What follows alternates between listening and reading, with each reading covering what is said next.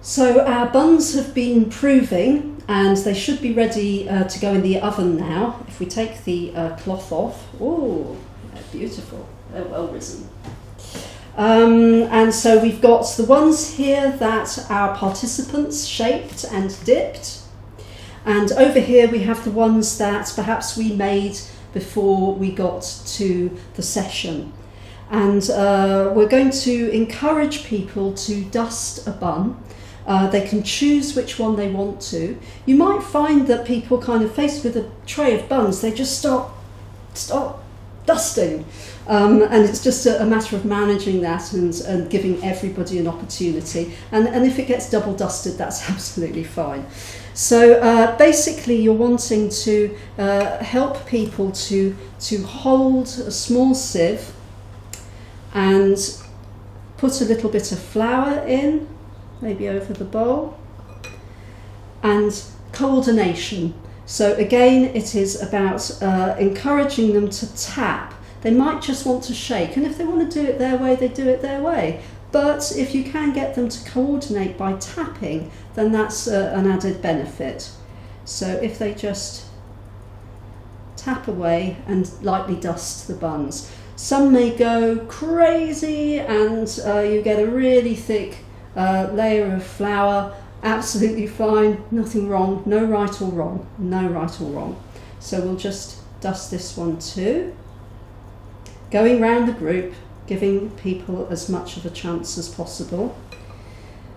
And in order to demonstrate stenciling, because there is a stenciling video, just a short one which will give you some ideas of an added activity you can do with participants. This is a stencil that I made some time ago, just a piece of lino, and it's again about coordination and accuracy and getting people to concentrate on what they're doing and holding delicately their stencil on their bun.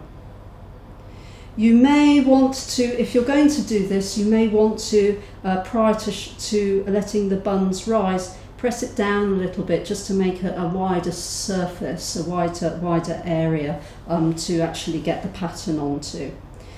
And then help, encourage, assist slightly the participants to hold their sieve and again tap, focusing over the holes. And we realise in Baking a Difference that sight can be a problem, that being able to see where they're actually and being accurate, again, it's not an issue. It's doing the best that they can and celebrating what they do achieve. There's no right or wrong.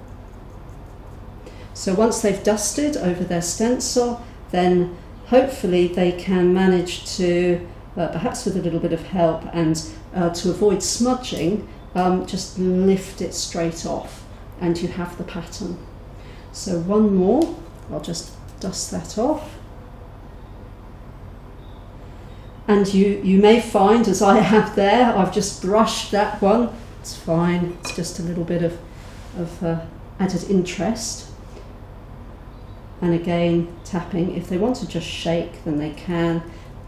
Encourage them to go back and go over one of the gaps, the holes again if they need to, just to try and get the best pattern that they will be most proud of. But again, no right or wrong.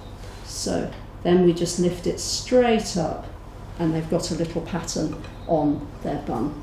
So these are now ready to all go in the oven and will take about 15 to 20 minutes. And again, you're aiming for 96 degrees Celsius in the middle of the bread to make sure it's cooked. And once they're out, you'll want to leave them to cool for about 20 minutes to half an hour, because otherwise they will be a little bit too hot for the residents to break open, and you do want to encourage them to do that themselves.